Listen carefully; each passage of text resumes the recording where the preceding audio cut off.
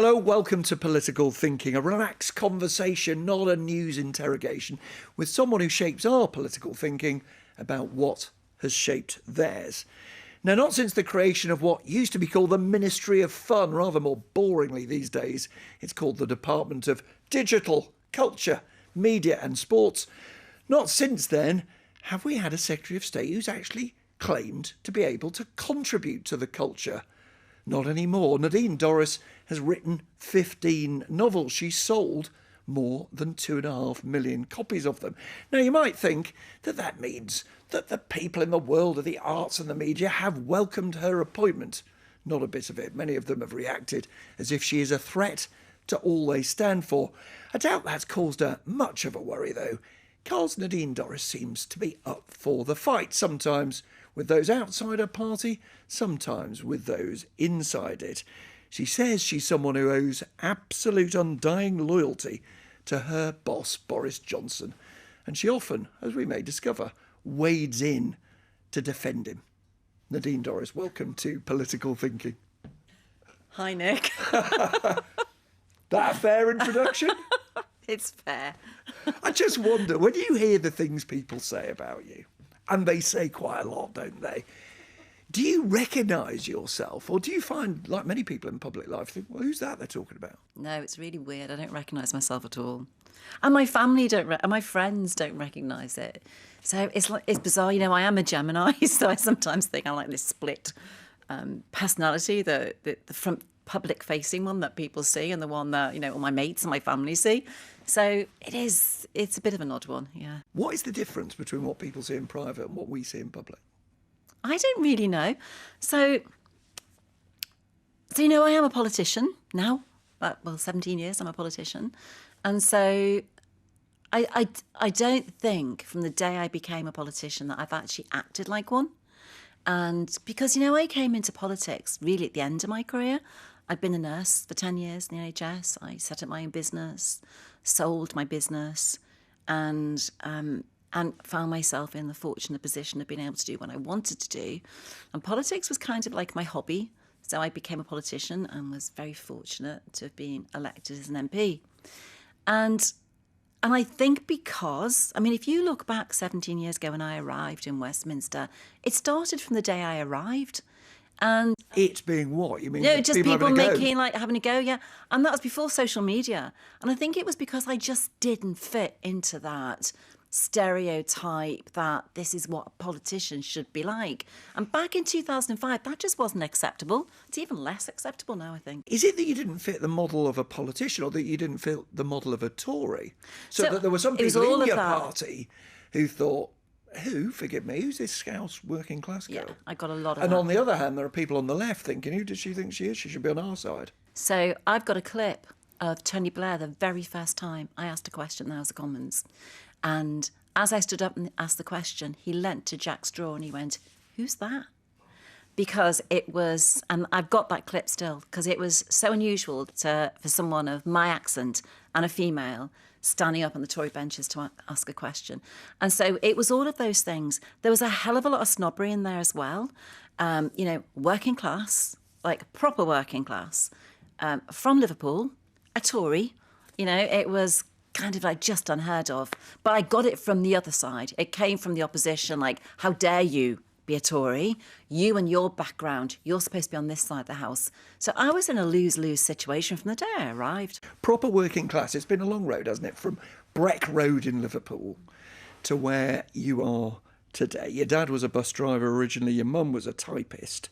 Was it a home in which you were talking politics? Were you having arguments? Were you having rows there? So look, everyone in Liverpool talks about three things: the football, religion. We don't mention that now. Religion or politics.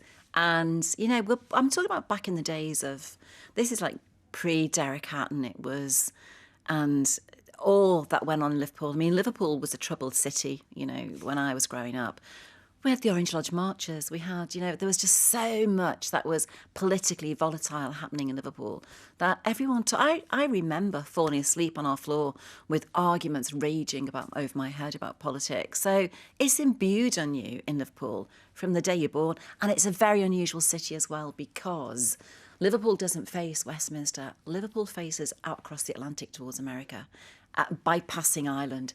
So it's a really kind of heady mix of politics. Now, what sort of life was it? This was clearly not a rich life. You say it was an ordinary working class life. Tough. Yeah, it was. We were very poor. So my poor dad was ill, and the benefit system wasn't as it is today. He was very poorly, didn't work. My poor mum, I remember having to try and get work, and it was. I got some very, in fact, I was actually thinking, one of the memories came back to me last night, some very vivid memories, particular moments during my childhood, which were, I realise actually feed into the other bit of me, which is the author bit when I'm writing my books, like, hiding from the rent man under the sink. And I actually remembered another memory last night. Hiding under the sink? So where we lived in our block of flats, there was like a window, the kitchen window was on the landing, and there was no cupboard under the sink. There was just, like, we had a wooden box for the dog to sleep in. I remember the rent man knocking on our door, and my mum was at the sink, and she grabbed me by the hand, and we were just on the floor, so he couldn't see us through the window if he looked through the window. And also, going to the rent office with my mum and holding my brother's hand and watching, stood head high with this wooden counter while she was pleading with the red man not to evict us, and telling him she was going to get work and that we would be able to pay the rent arrears. And I remember the tension. I remember feeling the tightness in my chest as a 6-year-old, that we were in a really serious situation. Something awful was happening. Now, you mentioned your writing, you mentioned your books. There'll be plenty of people listening to this, watching it, who don't know your books, don't know that James Daunton, the man who runs Waterstones Books, told us that you're one of the queens of saga writing. You sell a lot of books, e-books, not that many in bookshops, as it turns out, but I think we sold quite a few in quite bookshops, a few, yeah, probably a lot more than I ever sold, by the way.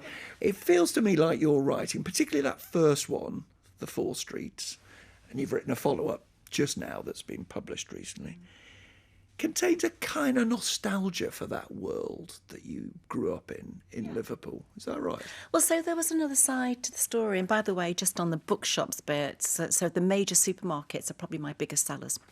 And thank you to James Daunt. So, yeah, there was, I wouldn't say it's a nostalgia, but we were all poor. We were dirt poor. And in that kind of environment, communities do tend to pull together. So, in our street particularly, there was someone who had a pan that fell off the back of a ship. And on a Wednesday night, which was a poor night, everybody would contribute something into that pan, and it would just be a scouse of sorts.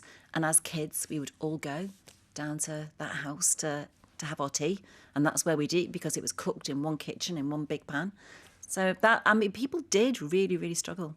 You did have quite a lot of tragedy in your life. I mean, your father died, and in tragic circumstances when you were working as a nurse. Yeah, it was actually pretty awful, to be honest. So my parents divorced. My parents divorced. My father and I, we were very close, and he was 42, and I started my nurse training, and I went to work. And I was doing my nights, 7 nights on and 7 nights off. And so I went to work, and my father put the milk bottles out and went to bed. And when I got back 7 days later, I couldn't get in through the front door. The safety chain was on. As I opened the front door, it was banging against the chain. And the police came out to help me in. And I could see his jacket was on the back of the chair where it always was, and his shoes. And the police went to the kitchen, and I ran into the bedroom, and I found him dead. And he died just after I left for work 7 days earlier. So He'd been there all that time? All that time on his own, yeah. You still feel that loss, don't you? I do, actually, and I can't really talk about it. It's tough, but it obviously influences the way you write what you experienced as a child. Yeah. The hardship you experienced. So I think when you have unexpected loss in your life, because my brother then died, my only sibling died in a road accident not long after. And so there were 4 of us growing up, and my cousin also took his own life. So I had 3 unexpected losses in rapid succession, which I think they do impact on you, and I think they make you defensive, and I don't know why. And I think they make you, always wary, always looking over your shoulder, always wondering, even after the passage of time, you're always wondering what is going to come along and punch you in the face next. And even though, nothing is, because actually, you touch wood, you had your really awful times back then, you're still always waiting for life to come around and just smack you in the face. Defensive is an interesting word. Yeah, and I've often thought that there are a number of things that happened, in my younger years. I think I had a pretty rough time, and there are a number of things that happened, and I think they've made me slightly, and I know that, and I'm apologising for it all the time. I know it's made me slightly defensive, and I do try very hard. There are plenty of people listening who think you're aggressive or on defensive. We'll come on to that. I'm aggressive. If you're talking about politically, don't forget, I spent 5 years in opposition, and I spent my politically active years in opposition while Labour were in power. Now, we've heard this story, I think, that will surprise a lot of people listening and watching. And there'll be people watching, listening, not all, let me stress, but there'll be some going, how on earth is she a Tory? What's the answer? So I think one of the big opportunities for us when I was growing up, and for all of, I'm still friends with the people I grew up on the council estate that I grew up as a kid. That I would still say they're my closest, heart-to-heart friends. And I think the one thing that changed for all of us was something that Margaret Thatcher did. And she put a hand down into our council estates and she lifted us all up onto a ladder out of poverty. She allowed people like my mum and my dad, who had been paying rent to the council for many years, to just literally convert that from that day onwards and to continue paying what was to the council their rent, and to be able to do that, and that became in effect a mortgage payment. They were given the right to buy their council houses. I know, and the impact and the effect of that was amazing. Now let's go back to you and what motivates you and what makes you the person you are, because I thought you rather powerfully explained why, in your words, you can sometimes be defensive, and I said, you're aggressive sometimes. And I think the place that people saw that is when you had a row with your own leader, with David Cameron a few years ago. I didn't have a row with him. Well, hold on. You described him. I'll have one with you if you carry on. Well, I was waiting for that.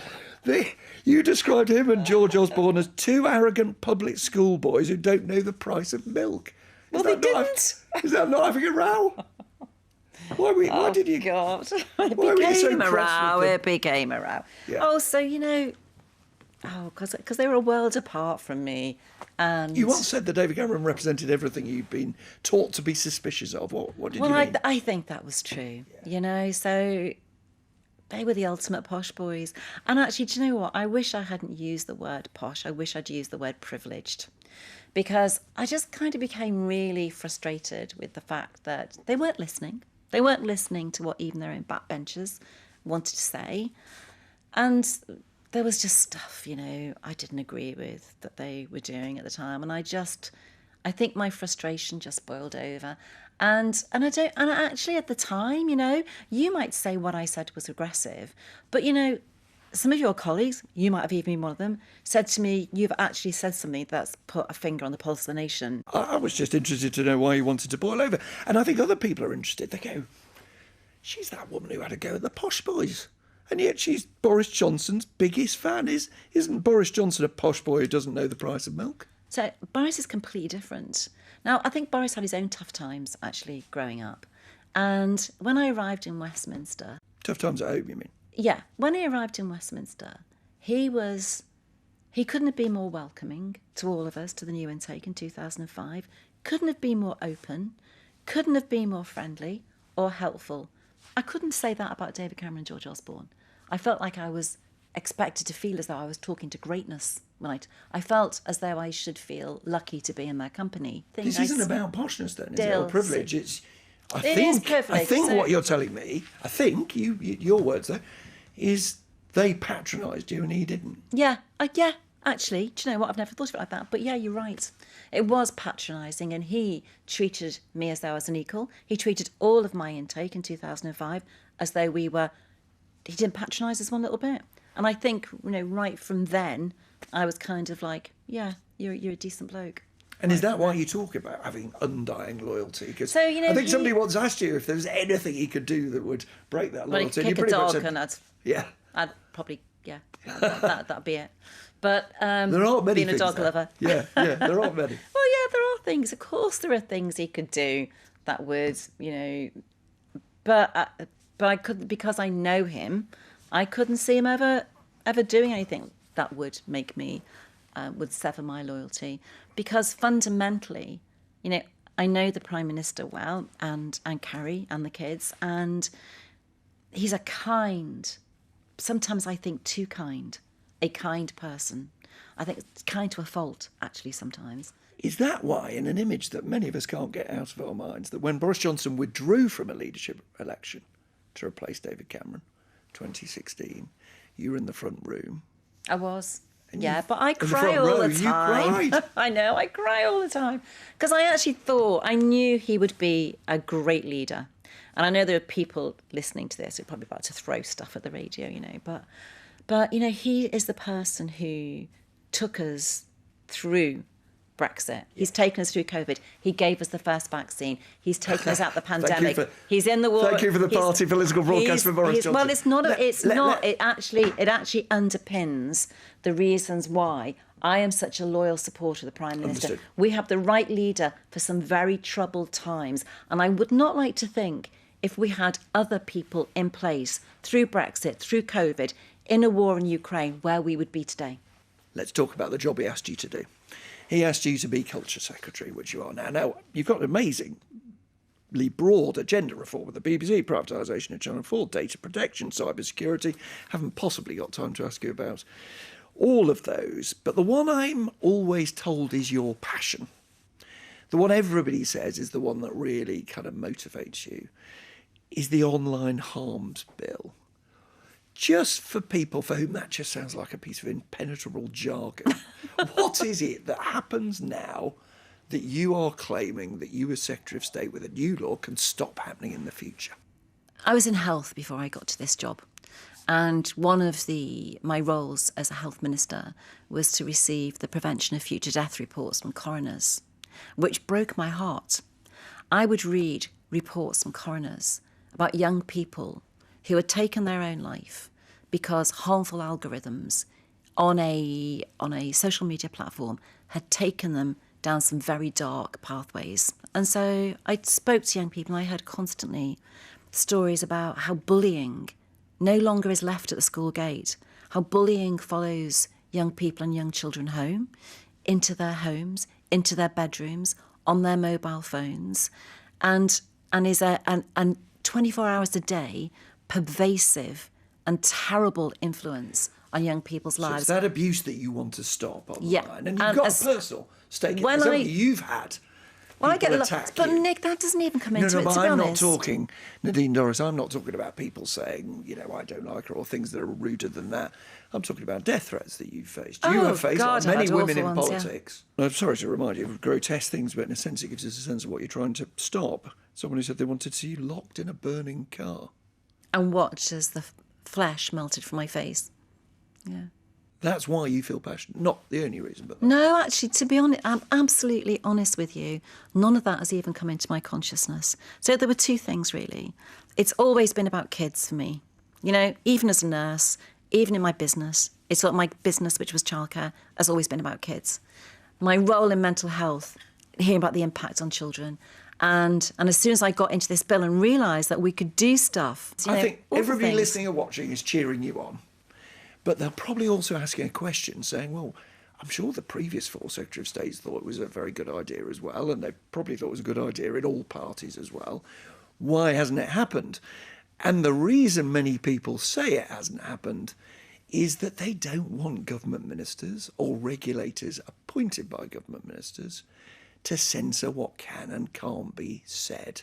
And some people in your own party, you will know this, say it shouldn't be called the Online Safety Bill, it should be called the Online Censorship Bill, because that's what you're bringing about. And that's a load of nonsense. So the reason why it didn't happen, Nick, was because it needed a fighter to make it happen.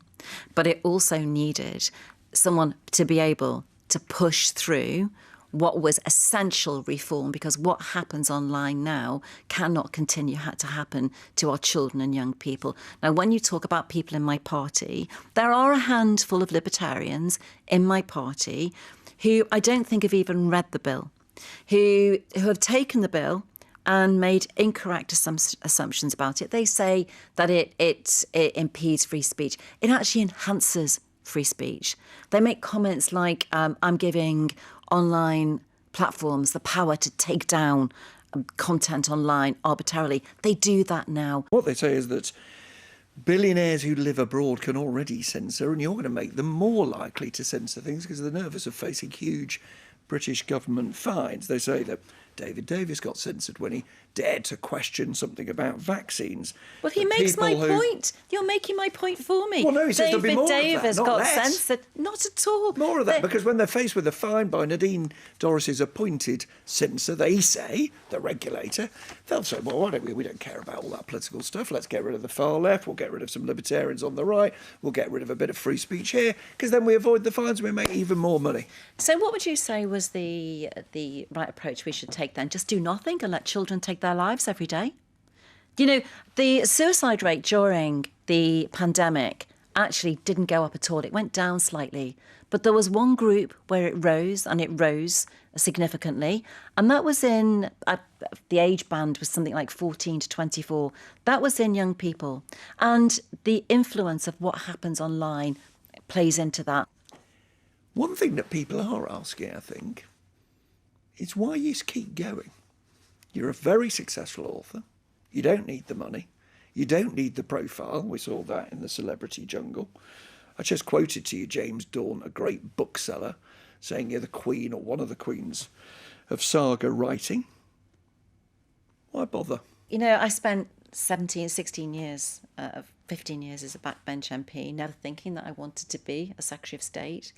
Interestingly, now I've got here, I've realised what a privileged and what a valuable position I have.